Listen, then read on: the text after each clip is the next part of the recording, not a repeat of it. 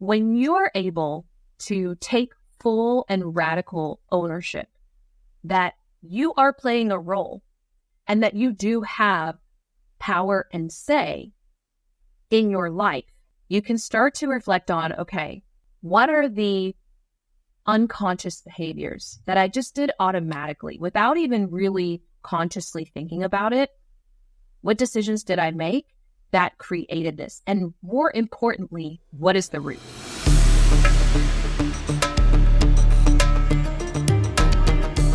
This is Euphoric Evolution, a podcast all about inner spiritual growth for abundance, where we bridge the spiritual into the practical, the energetic into the physical. I'm Makhosi. I'm a spiritual teacher and oracle, speaker and author, and I'm passionate about catalyzing tomorrow's leaders into consciousness and transformation. So, if you're a spiritual seeker and know you're called for more, let's begin your transformation.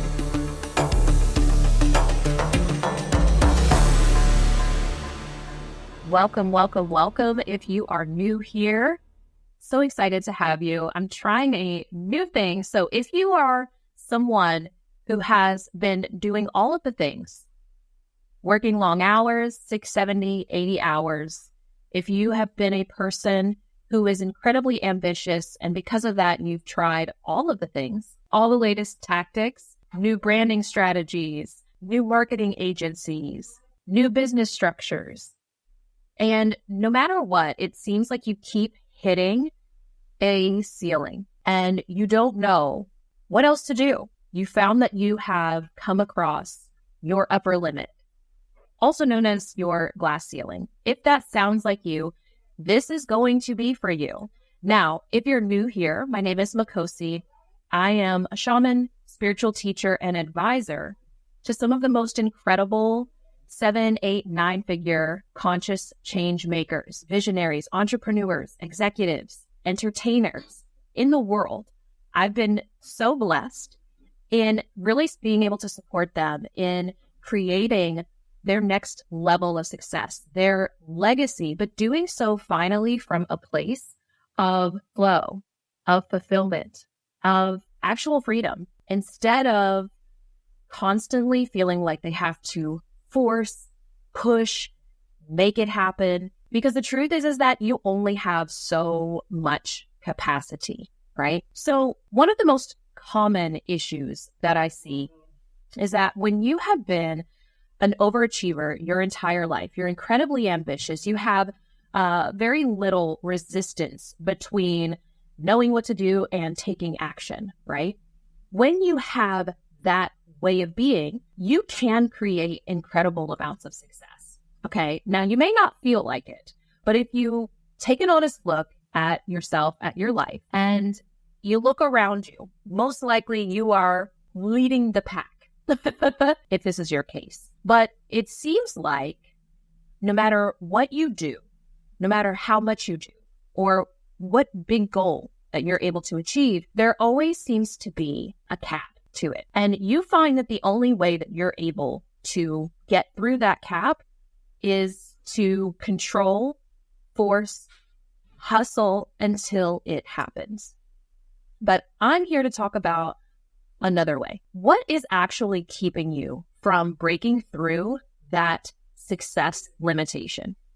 Well, in my world, I deal a lot with the consciousness aspect of the human being. So this aspect of you is not only your thoughts, but your subconscious or shadow, hidden motivations, desires, beliefs that are mostly running the show. Because your thoughts are really only about 5%. They're only about 5% of your decision-making capacity. And this other aspect of you, the subconscious, is about 95%.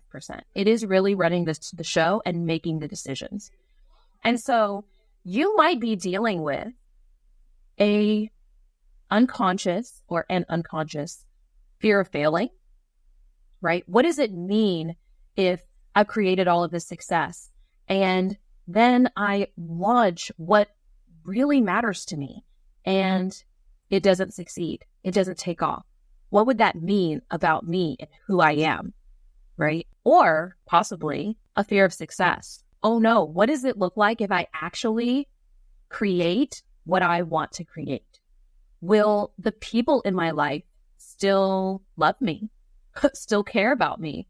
Or will they perceive me as just a greedy rich person, right? Or will they see me as someone who's completely out of touch? Maybe you envision yourself, and maybe you haven't admitted it to yourself, maybe you envision having a lot of recognition and really being seen as a thought leader, as someone who is like the top expert or authority in your space. And you know that with that also comes a lot of critique, right? It comes with a lot of hate. And in this day and age, it can also come with being canceled, quote unquote canceled. That can be terrifying. It can be really terrifying. Or perhaps, this one I see a lot, especially with women, maybe you experience what a lot of people refer to as imposter syndrome, where you've done really amazing things in your life. You, on paper, look like one of the most interesting people in the world, or like you really got it going on. But you don't feel like that. You don't feel that level of confidence and ownership that is actually you, right? That you see yourself as still having so much to learn, so much to do, so much potential that isn't yet fulfilled. Now, in the future, I'm going to be diving into imposter syndrome a little bit more because there's different expressions of how that shows up. And I think it's really helpful to know all of that insight and start to pick up on the patterns. But the reason why we're talking about this in the context of your consciousness, your awareness, is because this aspect of us is what's creating our reality. Now, a lot of people just say simply your consciousness creates your reality, but there's actually some steps in between that. And the biggest step is that it's driving your decisions. It's driving your decisions.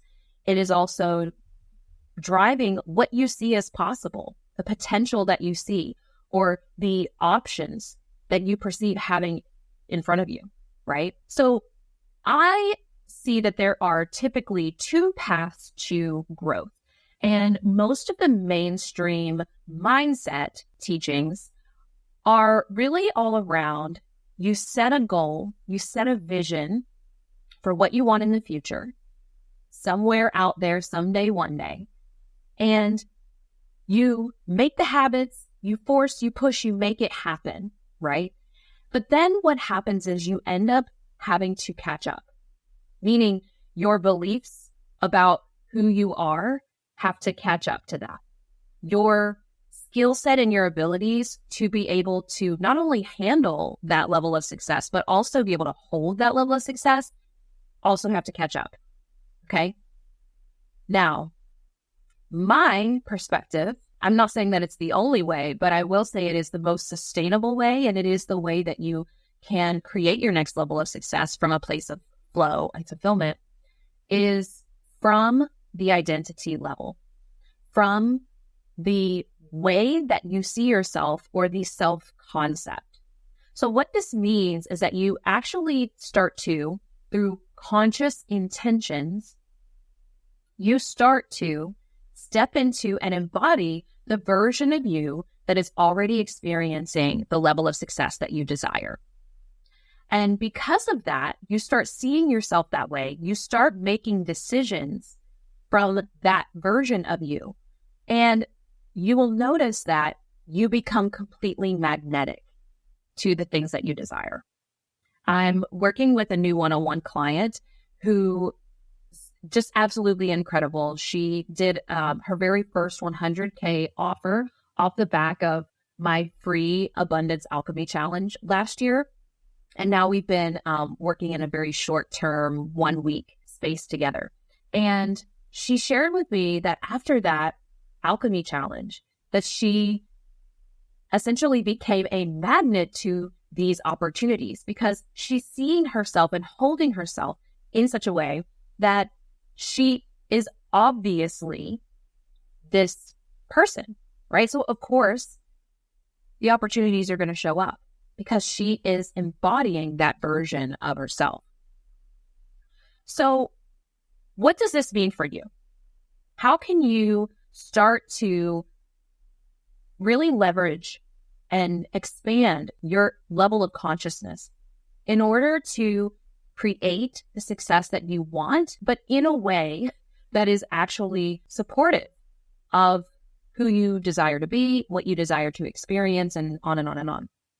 Well, the first thing that you can look at is, where are you perceiving obstacles? You see, where you are coming across obstacles, where you are triggered, where you are frustrated, angry, bitter, etc., those are the exact places where you can expand your consciousness, right? Because what's happening is this current version of you is bumping up against one of your limitations, right? And it creates this internal discomfort, right? So instead of running away from and avoiding those uncomfortable experiences, you want to start looking for, what is the opportunity in that? What is the opportunity in that obstacle? So who is the version of you who sees this experience as an opportunity?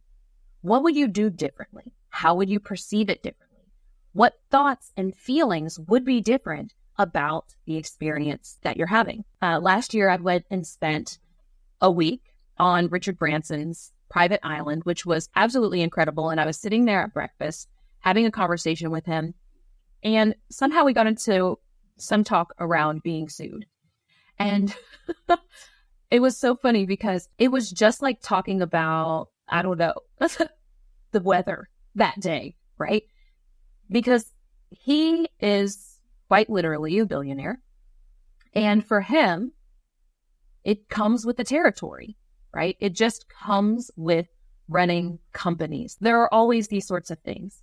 But he's developed an identity who has the capacity to navigate those things and not take them personally, not take them to mean anything about who he is, what he does, what's possible for him, and so on and so forth. So how are you perceiving obstacles that are showing up right now? What challenges are you experiencing right now?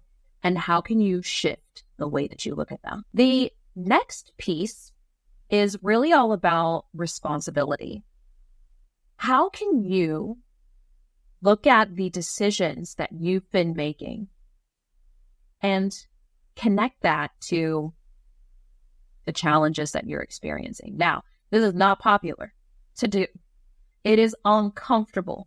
It's uncomfortable because we have a tendency to want to believe that it's only something outside of us that is creating issues in our lives. But when you're able to take full and radical ownership that you are playing a role and that you do have power and say in your life, you can start to reflect on, okay, what are the unconscious behaviors that I just did automatically without even really consciously thinking about it? What decisions did I make that created this? And more importantly, what is the root? You see, we get very caught up in the symptoms of the experiences that we're having. But if we start to look at the root cause, the root reason that we are making certain decisions, that's when we're able to create what's called a quantum leap in our life. This is when we are able to affect an aspect of ourselves that is affecting every single part of our life, because who you are in one area is showing up in other areas. So for example, if you really struggle with giving up control, you might be able to recognize that not being able to give up control in your business, right, is eliminating the ability for other people to support you. So you feel unsupported and then they can't support you. And it's just this horrible cycle that you find yourself in. But if you recognize that this tendency, this pattern of controlling is also manifesting in other places. It's showing up in how you navigate your relationship with your kids. It's showing up in the tension that you feel when you're sitting stuck in traffic. It's showing up in how you navigate the relationships with your friends, and on and on and on. So when you actually are able to transform that root cause and shift into the version of you who is able to surrender. I know that's a crazy thought. If you are a leader, to be able to surrender, what is that, right? But if you are able to transform that root cause, it has a ripple of impact. It starts to affect drastically other areas of your life as well that might not have been even your focus. So all of this is to say, as just a recap, that your consciousness is playing a huge role. In fact, I would say it is the main challenge that you are experiencing. It's the root, your entire experience of reality. So allow yourself a moment to just reflect whenever you experience obstacles. What level of consciousness am I operating at? And what experience, what results is this version of me going to be able to create? And what would the next evolution of myself know about navigating this particular incident or experience, right? If you want to learn more about your level of consciousness, I've created an incredible consciousness quiz. It's been completed by thousands of people, and it is an absolute favorite. So you can find that linked wherever you're watching this, because we're live streaming to YouTube and LinkedIn and Facebook, because I'm in the tech right now. I'm in the tech right now. But I also have a quick question of you.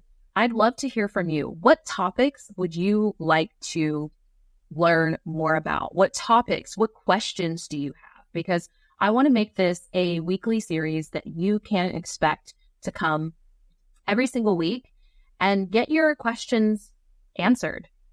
Really start this transformation process and break through those upper limits. With that said, it's been great having you here, great seeing you, and I will see you next time. Thank you for tuning in to this episode of Euphoric Evolution. If you found this valuable, be sure to like, subscribe, and leave a review with your biggest takeaway.